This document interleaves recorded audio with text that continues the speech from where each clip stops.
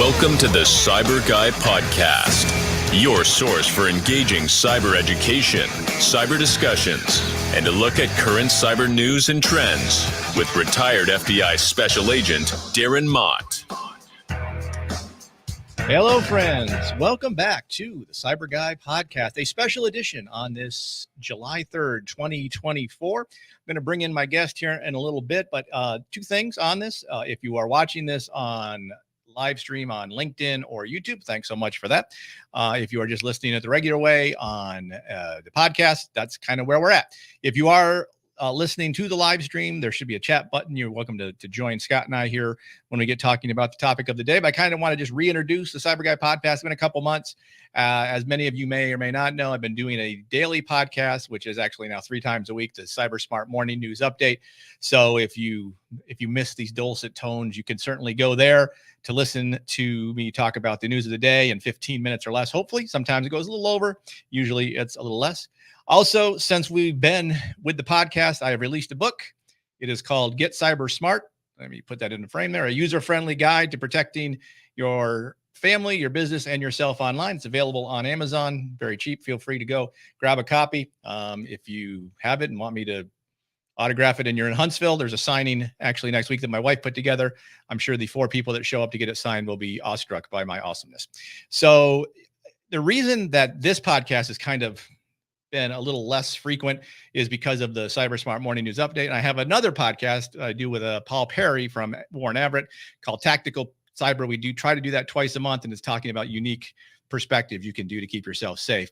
But the reason that this podcast exists tonight on the live stream and whenever you're listening to this in the podcast is because my good friend, let me bring him in, Scott Augenbaum, had a good idea that we should talk about how to protect seniors because he has been getting a lot of different calls from a lot of different folks that have been having issues. So Scott, welcome back to the last podcast we did for the CyBUr Guy was you as well, celebrating the 5th anniversary of your book, The Secrets to Cybersecurity.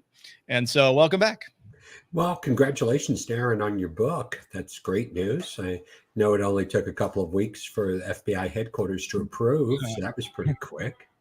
Yep. Sent it up there in February, and they said, "Well, have it back to me by October." So I sent them an email like on the middle of June and said, just checking because their policy said 30 days. And so I was going to release it on my birthday, June 28th anyway.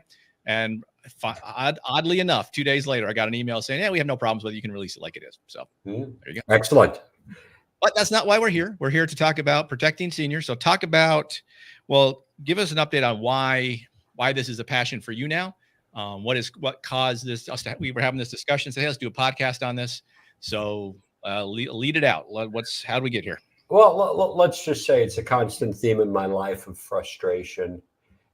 Past couple of months, I've been building some training programs for some healthcare organizations around the country. And to be honest, I just really wasn't fulfilled with it. As we're sitting here and so many people are saying, Scott, can you just, build us 90 minutes, build us 30 minutes. We want to teach our employees, 30 minutes worth of cyber and, didn't turn it down. But one of the things that's really, really, troubling for me, and especially during my career with the FBI and you, is that, we see that the cyber criminals are going after the end users.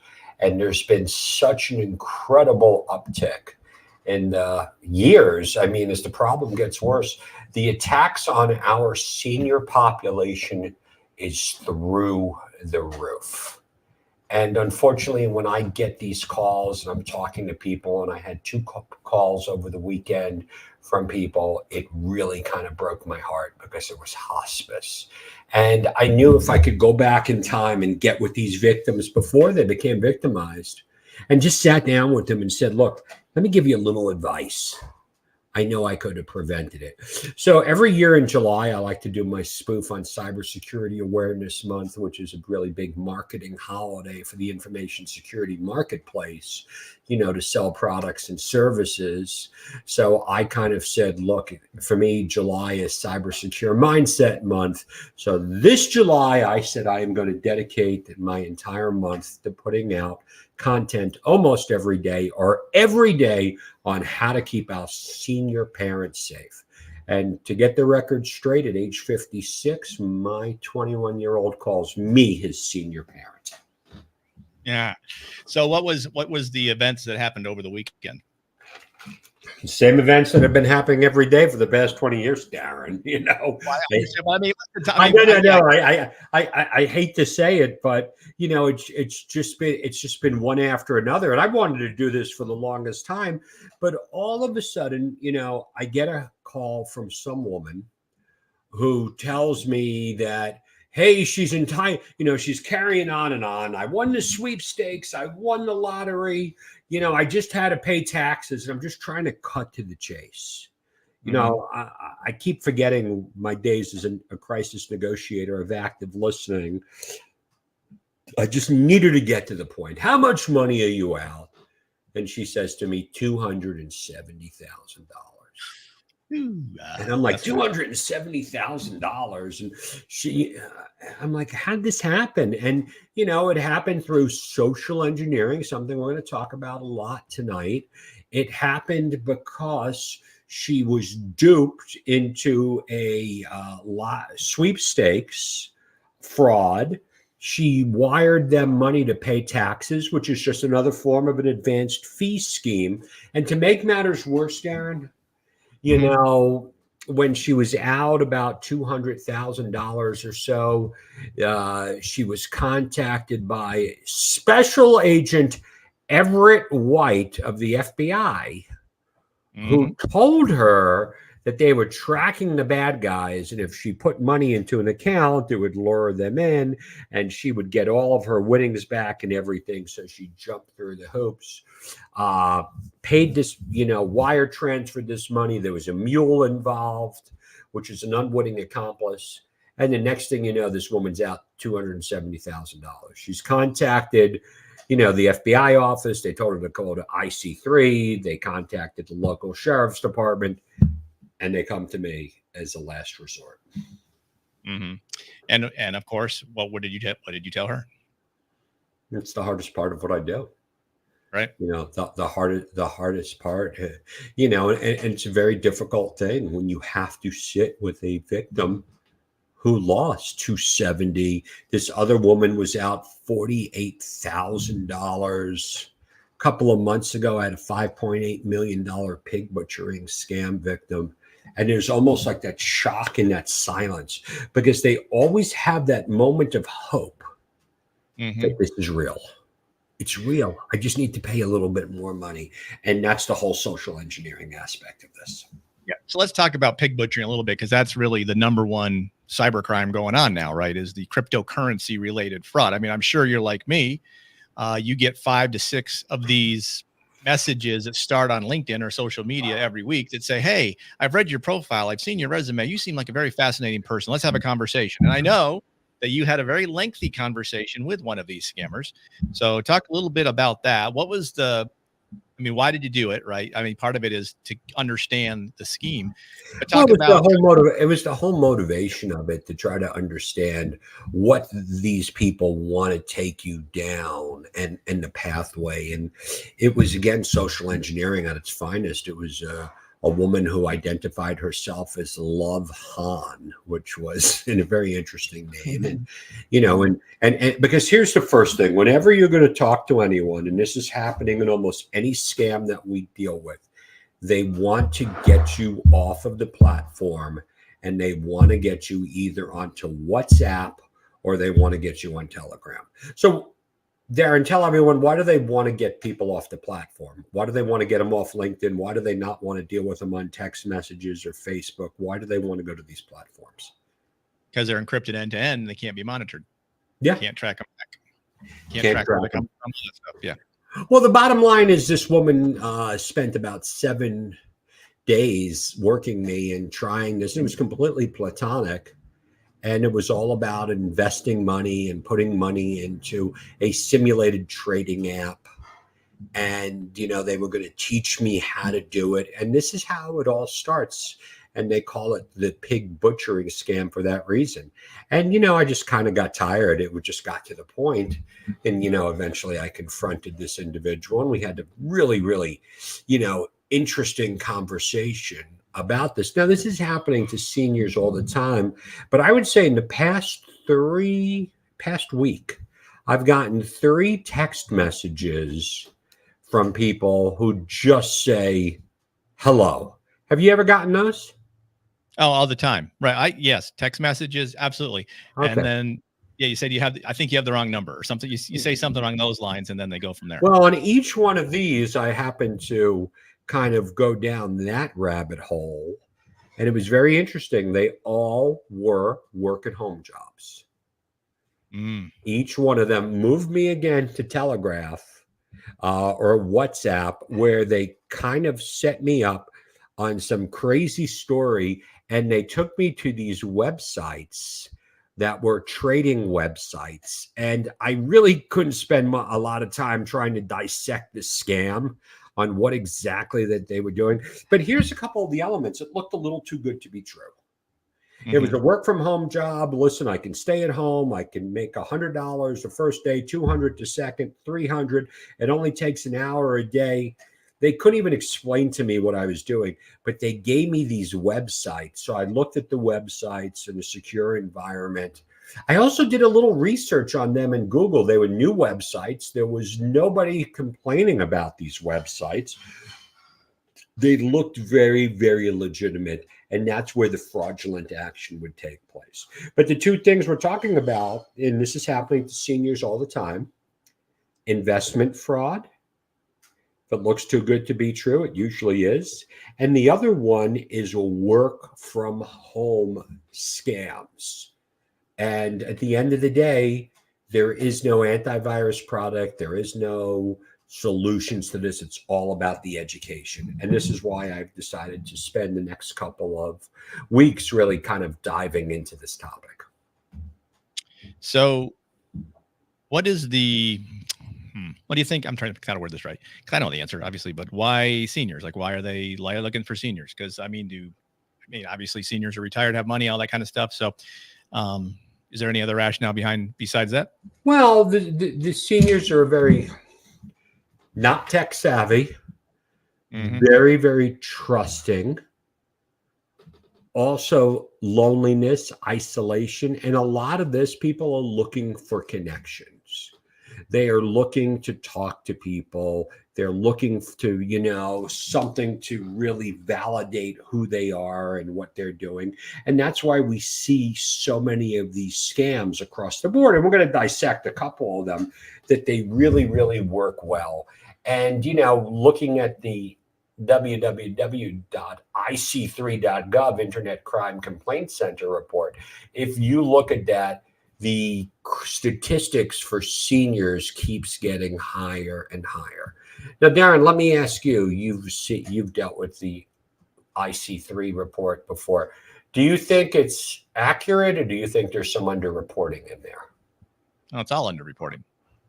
You're just getting the people that report it. People don't want to report it because they feel ashamed. They don't want to admit that this happened to them, right? As seniors get older, then they still want to maintain their independence as best they can, and it's hard for them to give that up. So if they say, hey, I lost $200,000 to an online scam, then there's the fear that the family or someone will try to take over their finances. They'll lose their independence. I mean, that's just one reason.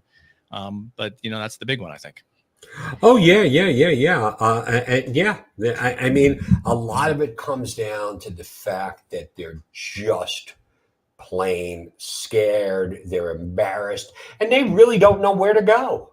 Because unfortunately, like, what happens when you're a local senior and you get ripped off in a cryptocurrency case and you call your local police department? No knock on local PDs, but what are they doing? Why what can a local police department do for that? Not much. They'll probably say, call the FBI. Yeah. Because we don't those cases because it's all overseas. And so we don't have any authority. And then the Bureau has the same problem. Like, it's hard to find these guys. I mean, there's been all sorts of reporting that there's huge compounds in Malaysia and Vietnam one or near the Chinese border, that there's a lot of human trafficking that goes on that helps these farms do these scams. I mean, I get calls. I get on an average 15 spam calls a day, and I think I'm underestimating. Now, part of that is when they call, I know it's a spam call and I will answer it just to mess with them. Right. And that's probably not the right way to go, because then they know the number's active and they'll keep calling. But it's always a foreign accent. Well, maybe, and one of the things, Alvy, is AI is now being used for this as well, because the first voice you'll hear is an AI generated voice that has the ability to kind of respond to your questions. Like if you say something, like if they say, hey, I'm here to talk to you about your Medicare, right? That's a big one. I want to talk about your Medicare A and B options. So do you have Medicare? They expect a yes. If they say something else, they say, well, I don't think I quite got that. My question is blah, blah, blah. Even if you say, I don't think you're a real person, there's, I know I might sound like I'm not a real person, but I really am, and blah, blah, blah. And then you get to, okay, I'll let you've answered the questions correctly. Let me take you to one of our representatives. And then it's certainly a guy in the Far East who's, says he's Tom. No, exactly. And, so look, the problem keeps getting worse. The reports are out there. We talked about the financial impact and the underreporting. But, one of the things I always like to break this down to, and I think this holds true for everything, is, the 4 truths of cybersecurity, which is, universally what we go by. And, it falls for almost every type of victim. I just dealt with a woman the other day whose Facebook account was taken over. And most people say, big deal, my Facebook account was taken over. But they used her account to send and start posting messages that she made all this money on cryptocurrency. Mm-hmm. And they kind of played it in. So the first truth, and it was the same thing with her, is she goes, I can't believe I was a victim. I don't think I fit the victim profile. So talk a little bit about that with me when we're really kind of related to seniors. Are they going after high net worth seniors, or are they going who potentially could be a target? Anybody who answers the phone. Anybody who answers the phone, continues the conversation with them, has the ability to pay something. They'll even say, look, we need $5,000 to do blah, whatever it is. And they say, well, I don't have 5,000. I only have 2,000. Okay, well, let's start there. And they'll take for whatever they can, because they don't care. They don't care if you're a high net individual or not. If they get a high net worth individual, like, great, it's a bonus. But they don't need a high net worth individual, because for every millionaire you can find, there's 100,000 heirs. You can get money from them just as well, and it adds up over time. Yeah. And so nobody ever expects to be a victim. This was the victim that I had just a couple of last week, who was over a resident at a senior living facility. And she was tricked in an email saying that she owed back rent in the amount of $17,000. And she called the number in the email, spoke to an individual, and actually met someone at a gas station and went to the banks and withdrew $17,000 and handed it to a guy at a gas station in San Francisco. So that goes to truth number 2. I mean, this is a little different. I mean, now you actually have regular players involved. This could have been a mule. This could have been somebody who was, I mean, what do you think about that? Like, let's stop and dissect that for a second. Here we have, because I've seen this before. The woman gets a targeted email. There's a telephone call. There's directions. And the next thing you know, she's going to meet someone in a parking lot. Who is she meeting in the parking lot? Do you think that was the actual mastermind behind this? No, of course not. Scummo is going to get cut of the money, and they send the rest off. And I mean, my guess is obviously it's going to be organized crime in some way, shape, or form. There's some kind of, it might be Russian organized crime, might be Chinese organized crime, Japanese. Pick your organized crime option that you want, but they certainly have people all over the place. So it makes it easy to say, hey, you're going to go do this for us today, and sure. Now I will say, in that kind of case, at least there is a possibility somebody could get arrested ultimately, but really, do we think it will? My whole thing would be, and this is why I say this is the second truth to cybersecurity. The chances of law enforcement recovering this money is slim to none. So let's just say hypothetically, there's a camera at the gas station. It picks up the guy's license plate number and everything like that. We get the lead. Imagine you're the case agent in the Huntsville RA. You get a lead to go interview Mr. Smith because there's videotape that Mr. Smith, showed up and took this woman's money. Mm-hmm. What do you think that Mr. Smith would say? I'll tell you what I think. What do you think it's going to say when the FBI goes over and interviews Mr. Smith? Go ahead. I don't know. You don't know. Come on. You've never done this. I mean, my whole thing is, okay, so why don't you talk to me? I'm Mr. Smith. Go confront me, interrogate me, ask me if I took $17,000. Okay, so he's gonna say, "Well, I just answered an ad online to be a courier, and I went when I did what I was told. I took the money, I sent it, brought to where I was supposed to, and that was the end of it." And he's going to show you his receipt for Western Union, or not even anymore. He's going to show you his receipt for the Bitcoin ATM machine, and at that point, he's going to say, "Hey, I kept $750 for myself for the fee." And then that happens. Now, the mastermind behind this is someone from a Proton Mail email address. So ask me, Darren, how difficult is it for someone to recover and trace the bad guy down from some Proton Mail email address? How hard is it? Yeah. It's impossible. Impossible. Yeah. Well, I mean, it's not impossible. Okay, nothing's impossible, but it is very difficult, and good luck with it. So yeah. So that goes to the third truth of cybersecurity, which is putting the bad guys in jail. Really, really is difficult. And I don't know. I got a little. I hate to say it at my age, Darren. I get triggered every once in a while. I got triggered a couple of days ago when someone commented on one of my LinkedIn posts and said that it's really easy. This is a really easy law enforcement problem to fix. What's your thoughts on that? Say that again. Sorry, I was trying to get. So I'm sorry. We have a comment on LinkedIn that for some reason not pulling up on StreamYard is irritating me, but it's from Mark Evans. So we'll come back to that question. So Mark Evans said, "Great info, Scott. I've seen the exact scam happen, and you're right about telling the victim the hard truth is extremely hard to do. What has to be done." So thank you, Mark Evans. If I could figure out how to do this on StreamYard, I would post it here for all to see, but I've got it screwed up. So anyway, go back to your how do we get Mark Evans on here? Mark's a good buddy of mine. You got to interview Mark. Mark's a good friend with the Las Vegas Police Department doing a killer job, and he's out there on the front lines. And Mark stuck up. I mean, because someone said to me, "Hey, this is a really easy law enforcement problem to fix."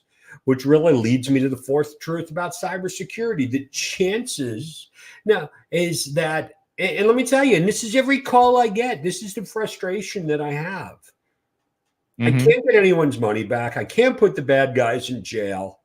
I'm getting ragged on by LinkedIn from some guy with the telecommunications industry who's telling me that this is an easy problem for law enforcement to fix. And I'm like, maybe I've been gone for 6.5 years, and maybe my law enforcement partners will say, "Hey, Scott, you're old. This is a new era. Stop talking about this." But it's not the case. If I could go back in time and I can put my hands on any of these victims, I could have prevented the victimization from occurring. Right. Part of it's awareness, right? And we've talked about this a lot because you've got a lot of seniors that maybe they didn't grow up in the computer age. Obviously, if you're in your 80s, when the internet started 34 years ago, you were still in your 50s at some point, and you were probably slow to come around to it all. So by the time you said, "Well, maybe I should get a computer, maybe I should get a smartphone," they were in their late 60s, early 70s, and certainly learning about the scams. Who's telling them, right? Because obviously the family members probably don't know either. I had in my book, the first story I talked about, the reason I even wrote the book was I had a lady come in. And she had, this is going back 14 years, but she had won the lottery online, right? She got an email, she won the lottery. She just needed to pay the taxes or whatever on it. And she'd get her money. And she kept paying and hoping she would get the money. And $200,000 in, she finally told her neighbor who brought her to the FBI. And I had to do exactly what you're saying with the four truths. This was, they just happened a month ago. There's no way I can trace it. I can't get your money back. It was a bummer. But with the VoIP stuff, the guy who says, "Hey, it's easy to investigate." Well, I'd like to see the white paper on how easy that is and how successful it is, because they're using voice over IP coming from Asia. Is he aware of the MLAT process? Is he aware of all that? I don't even know. And I'm going to make one more comment, and then I want to move on to because I really want to define some of the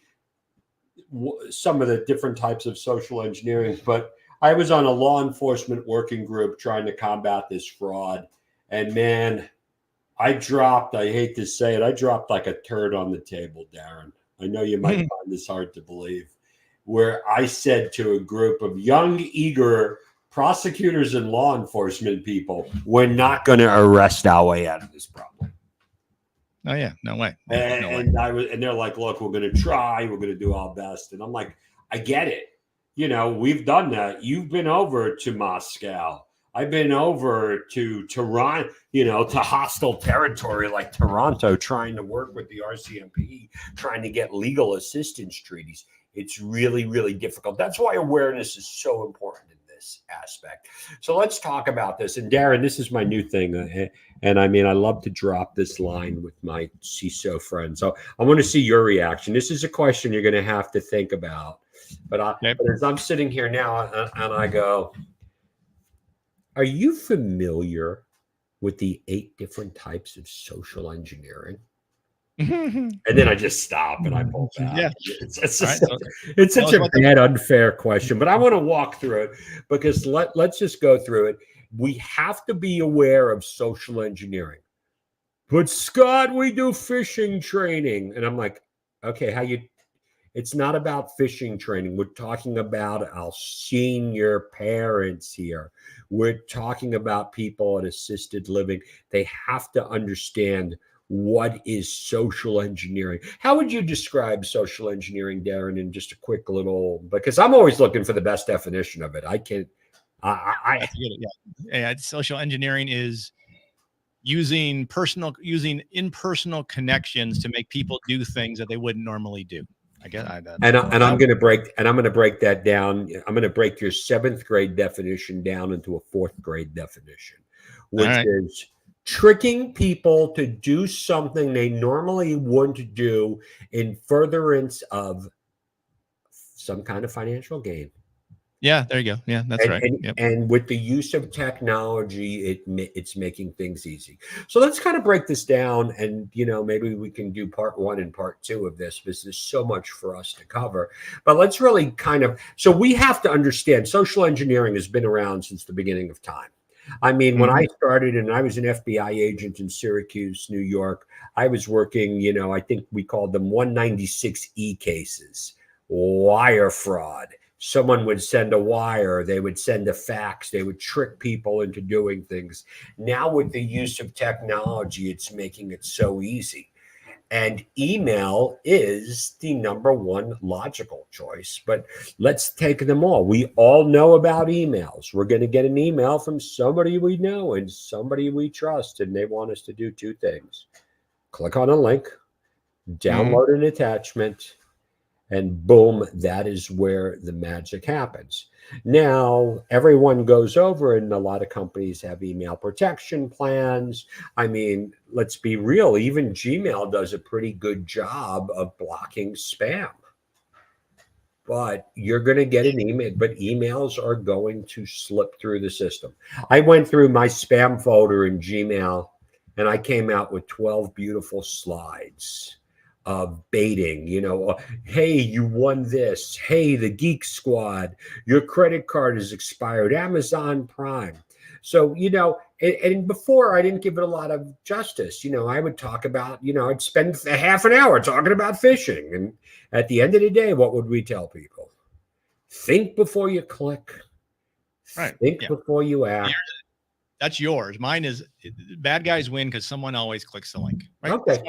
All right. I was consulting with a medical firm, and the lady asked me, hey, why am I getting emails from myself? I have all these spam filters on and all this other stuff with Gmail, but I got this email that looked like it came from me. And I said, well, the filters only know to filter what they know to filter, and bad guys figure out how to get around the filter, and then they get in, and there you go. And that's it. I mean, you can do know before if you're a company, you can do know before doing all that training, but what's your experience with the effectiveness of know before over time? Hey, listen, they're making money. They're doing a great job. Like things like, I'm not picking on know before specifically. No, but at the same time, it even gets to the point where it's like, that's why you need a mindset. 30 minutes worth of training. So let's pretend for this rest of the show, the email problem has been solved. You are never going to get a fraudulent email again. But you know what's, so let's move on to a couple of different, let's go on to the other things. We have text messages. Now you're going to get a text message that's going to look like it's coming from your bank. Okay? Mm-hmm. And let's even forget for a second, there's no link to click on. All it says is your account at your bank is overdrafted. Someone withdrew money. Please call 1-800 number 321-7134. Let's even say it's your American Express card. You call that number and it says, hello, American Express Fraud Department. Please provide us with your date of birth and social security number for verification. Mm-hmm. Does that sound like a spam call? Or, I mean, doesn't American Express ask for that information quite a bit? Some of it, yeah. I'll give you a better one. You get a text message that says your Amazon shipment of your $1,200 laptop has been delayed. Please contact this number to do whatever. And you contact the number to Amazon assistance, and they say, okay. You say, I didn't order a laptop. Well, let's see if you got fraud in your account. So what I'm going to do is I'm going to send you a text message that it's for you to confirm that it's your account. And so what they've done is they know your Amazon email and they know your Amazon password.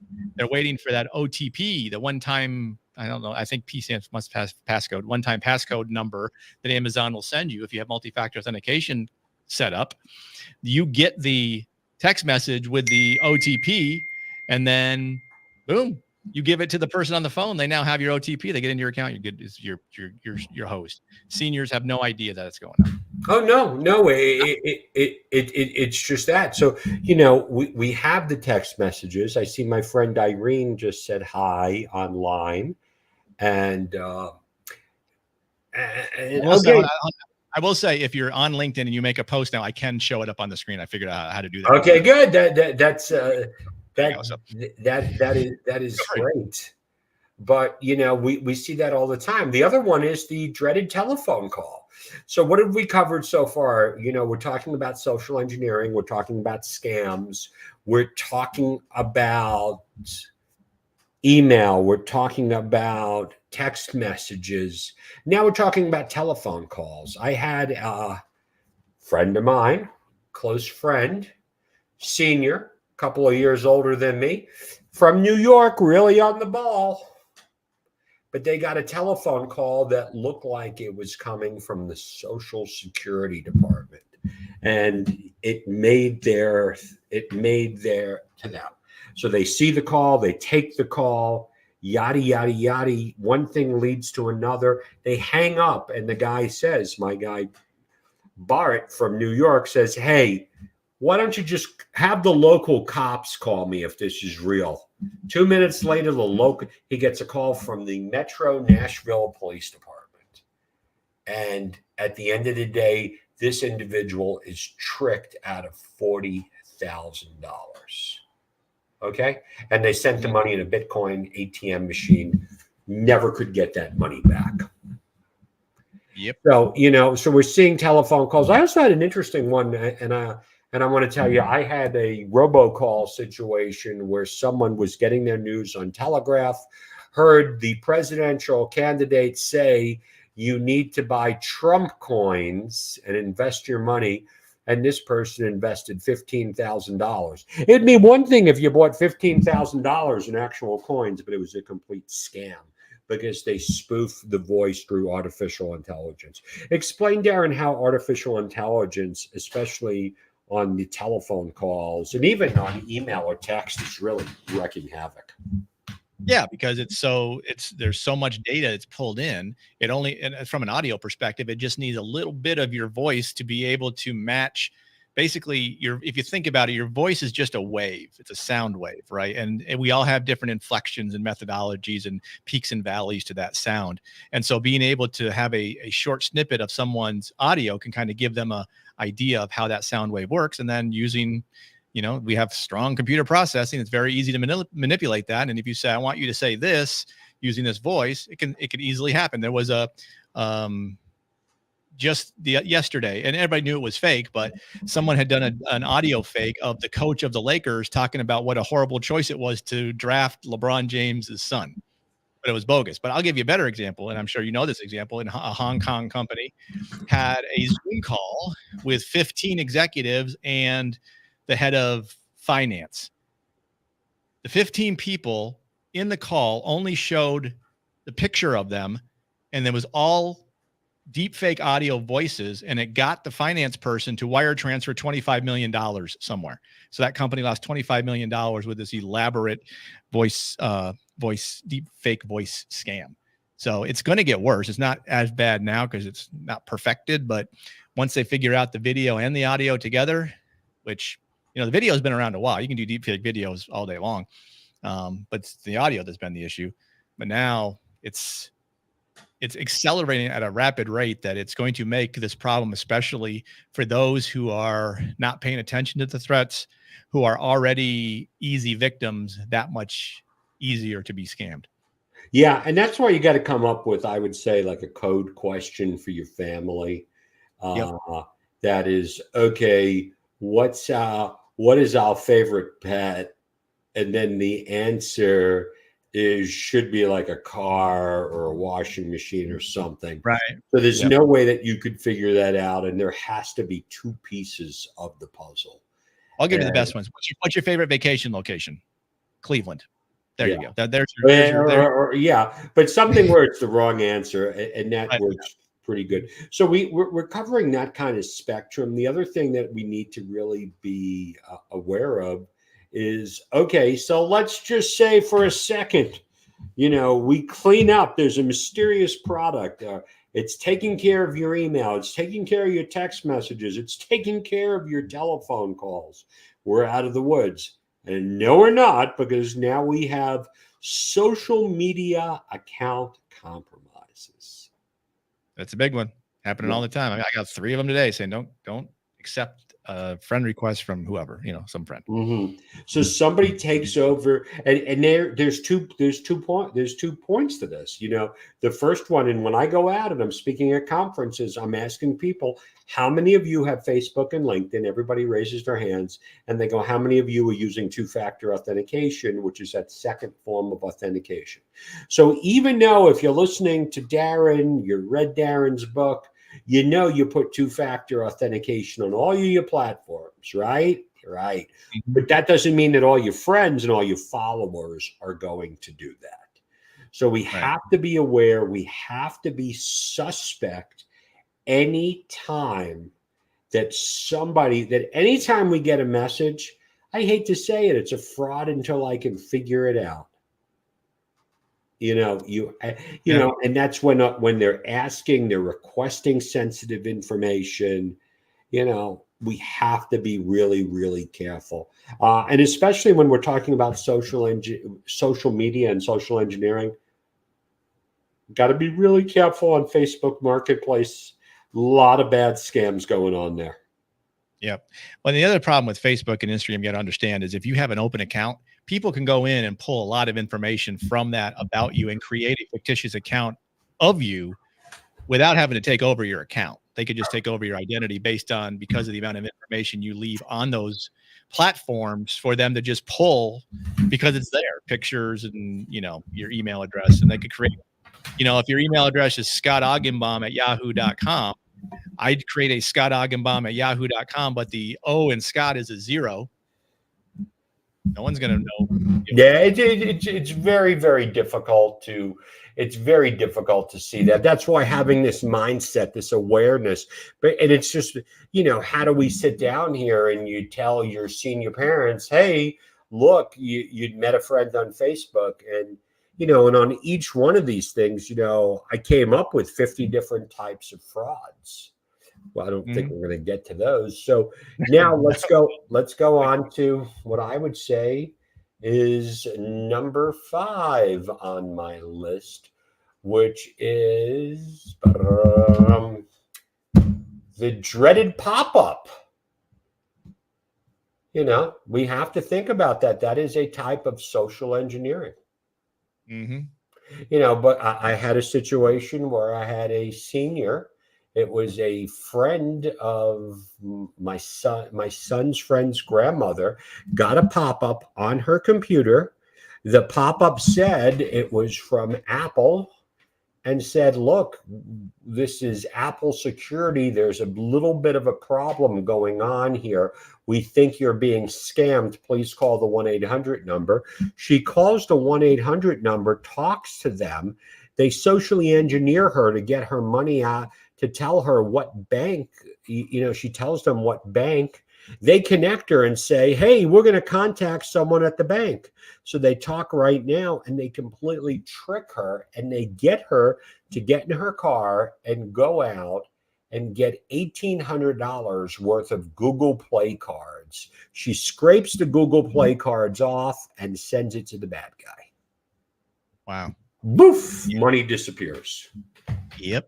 And that's, you would like to think that one shouldn't work anymore, but it does. Well, no, it works continually, and that goes over, and that's why you need good antivirus on your computer. How do you ensure that your senior parents have? Because what happened? There was and that's why it's so important that anyone right now, when you're sitting here and you're on Google Chrome, and it goes over and you look in the upper right-hand side and it says finish update, man, that means there's a problem. Yep. And and I don't know about you. I think I'm doing this, at least 3 times a week. How often do you know? Oh, geez, every browser has an update. Zoom, I must update Zoom 3 times a week. I only use it once, but it's every time I go to use it, I got to update. So, and when it's not updated, these things happen. Now, this is a blended social engineering attack because now we have the telephone call. We have the actual telephone call, the pop-up, which leads them to the telephone, that leads them to get the gift cards, to scratch it off and send it over text message. And boom, money is gone, happening all the time. The other one that I am seeing is what we call malvertising. And what is that? It's just a very simple way of saying that when you go to Google and you type in Apple iPhone repair and you go to the first link, well, the first link has to be legitimate, right, Darren? I don't think so. What do you mean? It's a sponsored link. Somebody paid with a credit card to put an ad there. Well, bad guys have credit cards. They can pay for ads. Yeah. So we're seeing that. I had 2 situations that just occurred. And this is a friend who called me up because her dad did that same thing. The other one happened to search Amazon Prime deals. One searches cell phone repair, and they get scammed and they're able to be wiped out. This last one was $16,000 or $17,000 because they said, hey, there's a problem with the iPhone. Let's log in. It also comes back to the good old, the tech support scams that we see that play out. This person was able to get access to the computer for some reason and said, hey, can you download, TeamViewer and allow us this? So what happens, Darren, when a senior is directed to download TeamViewer on their computer to give the bad guy remote access? What can he do?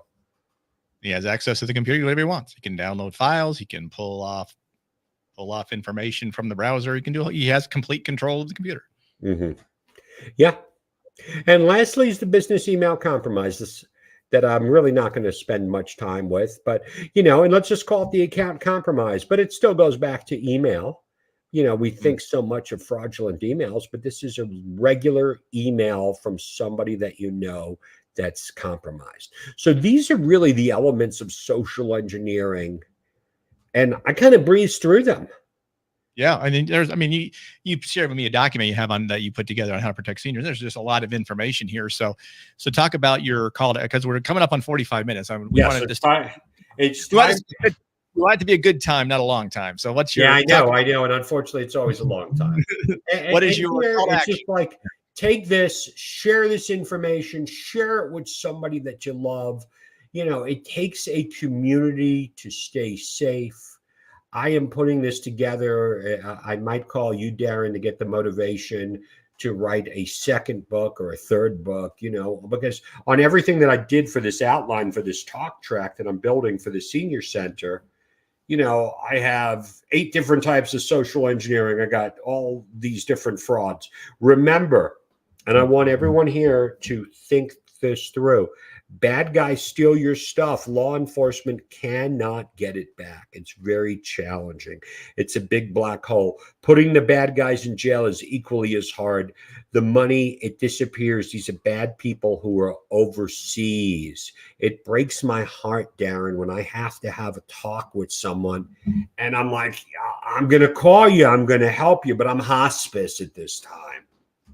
And it's very upsetting. And lastly, if most of this stuff easily could be prevented, then why don't we just do this? Darren, I appreciate you giving me a platform tonight to really kind of present this type of message.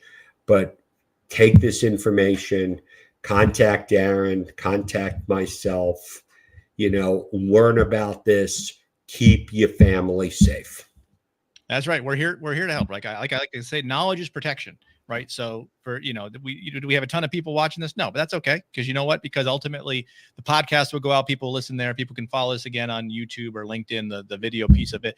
You're going to take it with your assistant and cut up pieces and send it out. I mean, this is a lot of content on this podcast that you could this could be the rest of your July, right? The little things we talked about here and continuing to get that information out to folks, because if you don't understand the threats targeting you, then you can't really assess your risk and figure out how bad it's going. And if you have a senior parent, you have seniors in your life, it's up to you really to help protect them, because you're the one paying attention. They're probably not. That's beautiful, Darren. That was poetic. Thank you. So talk about your book. Your book is The Secrets of Cybersecurity, still available on Amazon, right? And for anyone here who's listening, here's the Easter egg that I throw in. If you made it this far, shoot me a text and I will send you the audio copy of my book. And Darren, I'm going to show you how to record it. And this way you could sell it. You can give it away. You can do whatever you want, because knowledge is power. If you listen this far. Knowledge is protection. Knowledge is protection. Knowledge is protection. I'm sorry. I wasn't listening. Okay. No, but please, if you listen, hit me up on LinkedIn if you're listening to this, and I'll send you a copy that you can have and also provide it to your parents. And what's your website? Tell us your website. CyberSecureMindset.com. That's right. And as always, if you have thoughts, comments, questions on the CyBUr Guy podcast, if you want me to keep doing these more frequently instead of once every 5 months, let me know. And I think what I'm going to start doing with the CyBUr Guy podcast, because I don't want to kind of destroy it, obviously, is maybe when I have a thought in my head, come on and do 5 or 10 minutes, see how that goes. Do micro podcasts. We'll see how. Well, you need to have my friend Mark Evans on, because he's great. Mark and I just did something. If Mark stuck it out to the end here, he can text me or connect me on LinkedIn. I'll hook you guys up. All right. Well, Scott, thanks again. If you have thoughts or comments, you can find Scott, like he said, at cybersecuremindset.com. You can email me, Darren at thecyburguy.com, cyber spelled CYBUR. We are both on LinkedIn. We are not hard to find. We are all over LinkedIn all the time, so feel free to hit us up there. Otherwise, know that knowledge is protection. If you can understand the threats targeting you, you can assess your risk. Proceed wisely. Thanks again for listening, and we will be back hopefully in the near future.